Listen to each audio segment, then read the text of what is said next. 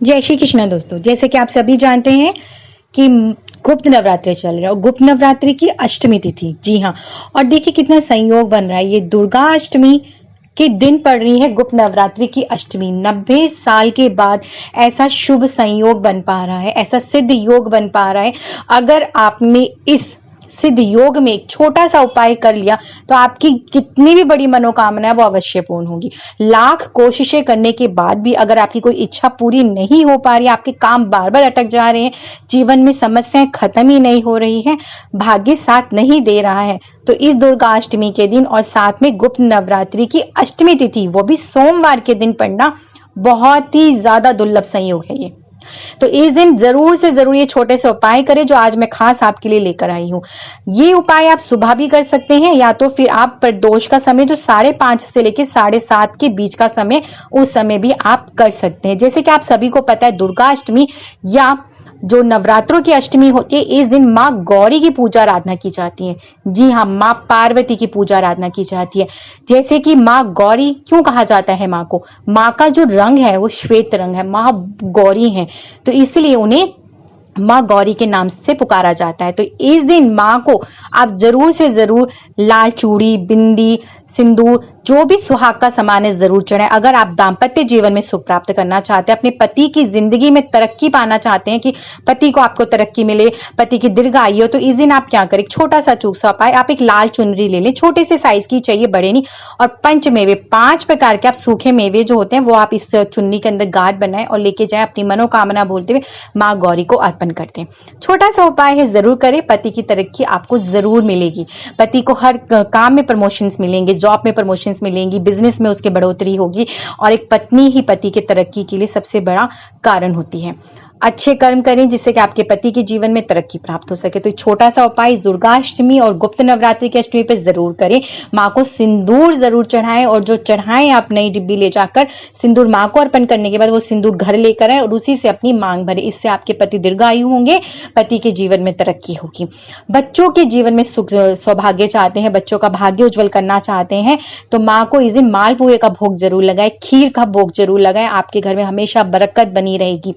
एक छोटा सा उपाय जरूर करें, जब घर में अगर बरकत नहीं है, पैसा आता है ठीक नहीं रहा, फिजूल खर्च हो जाता है, या पैसे आने के सारे रास्ते बंद हो चुके हैं, तो क्या करना है, आपने इस दिन एक लाल चुनरी ले लीजिए छोटे से साइज की, उसमें आप कुछ मखाने रख लीजिए और थोड़े से बताशे, और 1-1 रुपए के 5 सिक्के, 11 सिक्के ले लीजिए, और इसे भी आप पोटली बना के किसी भी दुर्गा माता के मंदिर चले जाइए, माँ दुर्गा को या माँ गौरी को ये अर्पण करें, अपनी मनोकामना बोले, वहीं बैठ के थोड़ी देर 10 मिनट जरूर माँ के समक्ष बैठें और माँ से प्रार्थना करें कि आपके घर की जो भी परेशानी है वो दूर हो जाए। तो ये छोटे छोटे से उपाय जरूर से जरूर करें। इस दिन आप मंदिर में जाके झंडा जरूर लें, लाल रंग का झंडा ले लें, और किसी भी मंदिर में जाके जरूर से जरूर ये झंडा एक अर्पण करके आए। कहते हैं ना, जब झंडा हवा में फहराता है तो आपके जीवन में भी वैसी खुशियां आती हैं, आपके जीवन के यूं ही दुख चले जाते हैं, आपको पता भी नहीं चलता। अब एक खास उपाय, जैसे कि सोमवार की अष्टमी है, दुर्गा अष्टमी है, साथ में गुप्त नवरात्रि की अष्टमी है, और आप सोमवार का दिन है, तो इस दिन ये छोटा सा उपाय करना बिल्कुल भी ना भूले। अगर आप अपने व्यापार में वृद्धि करना चाहते हैं, घर में सुख समृद्धि चाहते हैं, माता लक्ष्मी का स्थिरवास चाहते हैं, कई बार कहते हैं लाख कोशिशें कर लेते हैं इंसान, फिर भी उसकी इच्छा पूरी नहीं हो पाती, तो ऐसे जब दुर्लभ संयोग बनते हैं, ऐसे सिद्ध योग बनते हैं, तो जरूर से जरूर ये छोटे छोटे से उपाय करें। मैं बार बार आपको बोली, सुबह भी कर सकते हैं, अगर जो लोग सुबह कर पा रहे हैं तो जरूर से सुबह कर लें, अगर नहीं कर पा रहे हैं या वीडियो उनके पास तक लेट पहुंच रही है तो वो संध्या के समय, प्रदोष के समय भी इस उपाय को कर सकते हैं। बहुत ही अचूक और ऐसा सटीक सा ये उपाय है, अगर आपने विश्वास और श्रद्धा के साथ किया तो जीवन में आपको फर्क अवश्य दिखेगा। यकीन ना होना तो आजमाएगा जरूर। बहुत ही सरल है, और कहते हैं ना, उपाय करने से आपको अगर फायदा नहीं है तो नुकसान भी नहीं है। छोटा सा तो उपाय, पूजा आराधना ही तो करनी है ईश्वर की, ईश्वर की पूजा आराधना करने में क्या दुखी होना, या अगर उससे आपको फल नहीं प्राप्त हो पा रहा तो आपको पुण्य तो प्राप्त हो पा रहा है ना। तो आपने करना क्या है, 1 लोटा जल लेना है, 1 लोटे जल के अंदर आपको चाहिए 9 लौंग, फूल वाली होनी चाहिए, टूटी फूटी ना हो, इस बात का आप ध्यान रखेंगे। 9 लौंग डालेंगे और 1 आपको कमल गत्ता डालना है, ये डालेंगे, और साथ में आप दीपक ले लीजिए मिट्टी का 1 दीपक ले लीजिए। उसके अंदर आपने करना क्या, कपूर रखना है, थोड़ा सा कपूर रखेंगे, और अक्षत चावल जरूर लेके जाएंगे। ये तो चीजें मैं आपको सामग्री बता रही हूँ जो आपका अचूक उपाय है, जो आपने करना है।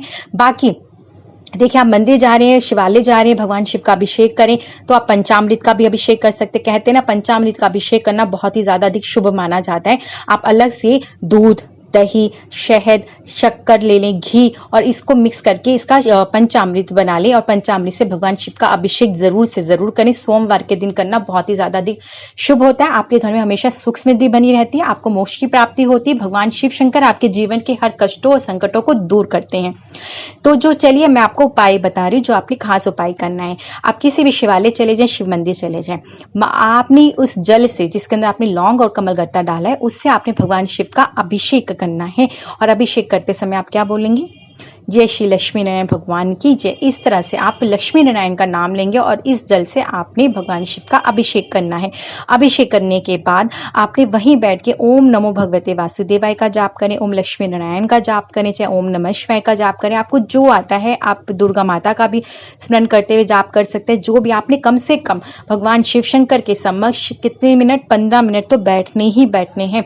माता पार्वती की पूजा आराधना करनी है। माँ को श्रृंगार जरूर से जरूर अर्पण करें। इस दिन अगर दाम्पत्य जीवन में सुख प्राप्त करना चाहते हैं, पति पत्नी में प्रेम हमेशा बना रहे, आपका जोड़ा हमेशा बने रहे, तो इस दिन माँ दुर्गा को जरूर से जरूर आप श्रृंगार का सामान चढ़े और आपकी जो क्षमता है, क्षमता अनुसार चाहे आप बिंदी चढ़ा सकते हैं, 9 लाल रंग की चूड़ियां अर्पण कर सकते हैं, चुनरी अर्पण कर सकते हैं, जो आपकी क्षमता हो। ये नहीं कि आपकी क्षमता नहीं हो पा रही और फिर आप प्रेशर में आए, परेशानियों में आए कि कैसे करना है। आपकी जो क्षमता हो, क्षमता अनुसार आप कुछ ना कुछ छोटी सी चीज जरूर से जरूर माँ दुर्गा को, माँ गौरी को अर्पण करें। उसके बाद आपने जल अभिषेक कर दिया है, करने के बाद वहां बैठ के पूजा आराधना कर ली। अब जब आप चलेंगे वापस, आपने घर आ रहे हैं, तो आपने क्या करना है? मंदिर की जो चौखट है, ठीक है, चौखट के एक कोने की तरफ आपने अक्षत, जैसे कि मैंने आपको पहले बताया था, अक्षत टूटे फूटे ना हो, साबुत चावल जो होते हैं वो लेने हैं। वो आपने चौखट के एक साइड रखना है और जो दीपक आपने लिया था उस दीपक को रखना है और उसमें कपूर रख के जला देना है। जलाने के बाद आपने वहां पे मस्तक भी अपना लगाना है, वहां की मिट्टी को, या जैसे भी आप अपना माथा लगाते हैं मंदिर में, आप वापसी लौटते समय आपने ये क्रिया करनी है। और माँ लक्ष्मी से प्रार्थना करनी कि आपके घर में हमेशा सुख समृद्धि बनी रहे। कहते हैं कपूर जलाने से ही भगवान शिव शंकर की पूजा आराधना संपन्न होती है। तो चौखट पे खड़े होकर आपने ये इस तरह से कपूर प्रज्वलित करना है और आते समय भगवान से बोलना कि हे भगवान, जब मैं अब आऊं तो मेरी वो जीवन की जो समस्या थी वो दूर हो जाए, मेरी मनोकामना को पूर्ण करें, मेरी जो काम अटक रहे थे वो पूरे हो जाए। और जो आपने लौंग और एक कमलगट्टा उस जल के अंदर डाला था उसे घर लेकर आ जाएंगे, खाली लोटा नहीं लेके आएंगे, सिर्फ आपने जल अभिषेक करना है और उसके अंदर लौंग और जो कमलगट्टा पड़ा था वो उसको वैसे ही रखा रहने देंगे और सीधा घर लेकर आ जाएंगे। घर लाके आपने क्या करना है? आपकी जो भी कुल देवी देवता, जो भी है इष्ट देवी देवता, उनके समक्ष एक दीपक प्रज्वलित करेंगे, और या तो माँ लक्ष्मी के समक्ष एक दीपक प्रज्वलित करेंगे, माँ दुर्गा के समक्ष, आपके घर के जो भी देवी देवता है, यहाँ पे किसी भी एक इनके सामने ही दीपक प्रज्वलित करना है। आप किसी के भी, मतलब आपके मंदिर में जो भी इष्ट देवी देवता है, जिनकी भी प्रतिमा रखी है, आपने सिर्फ एक शुद्ध देसी घी प्रज्वलित करना है। 9 लौंग और जो कमलगट्टा आपने लिया हुआ था उसे लाल कपड़े में बांध लेंगे और साथ में उसमें 1 रुपए का सिक्का भी डाल देंगे। इसकी आप बना लेंगे पोटली बना के इसे माँ लक्ष्मी के चरणों में रख देंगे और प्रार्थना करेंगे, हे माँ, मेरे घर में सुख समृद्धि हमेशा बनी रहे, अपनी कृपा दृष्टि हमेशा बनाए रखे, मेरे घर में कभी कोई परेशानी ना आए, मेरे जीवन में कोई परेशानी ना आए, आपका हमारे घर में स्थिर वास हो, माँ हमारे घर में आप स्थिर रूप से रहें। इस तरह से प्रार्थना करते हुए उस पोटली को उठा ले। अब इस पोटली को आप क्या करेंगे? आपका जो मुख्य दरवाजा है, मुख्य दरवाजे के बिल्कुल वहां पे कील, अंदर की तरफ से कील करके उसमें ये लटका देंगे। या तो आप वहां लटका दीजिए, या तो फिर आप अपने आपके जो पति का की दुकान में जो गल्ला होता है उस गल्ले में भी रख सकते हैं, अपने धन रखने के स्थान पे भी रख सकते हैं, जहां पैसा रखते हैं आप कहीं पे भी इस पोटली को रख सकते हैं। इसे रख दीजिए विश्वास और श्रद्धा के साथ में। फिर जब अगली नवरात्रि आएंगी फिर आप इसे बदल सकते हैं, उसी तरह अष्टमी के दिन फिर से पूजा आराधना करके फिर इसे बदल दीजिए। और जो ये वाली होगी ये आप किसी में भी जल प्रवाहित कर सकते हैं। इस तरह से ये अचूक सा उपाय इस दुर्गा अष्टमी पे और गुप्त नवरात्रि के अष्टमी पे जरूर से जरूर करें। ऐसा अचूक सा उपाय है, एक बार विश्वास और श्रद्धा के साथ करके देखिए। वीडियो अच्छी लगे तो प्लीज ज्यादा से ज्यादा शेयर करें, लाइक करें, सब्सक्राइब करें। और हाँ, वीडियो पे पहली बार आए तो प्लीज सब्सक्राइब करना ना भूलें और बेल के साथ करें, जिससे कि मेरे चैनल की सारी नोटिफिकेशन आप तक अवश्य पहुंचे। इस तरह की जानकारी के लिए मुझे फॉलो भी कीजिए।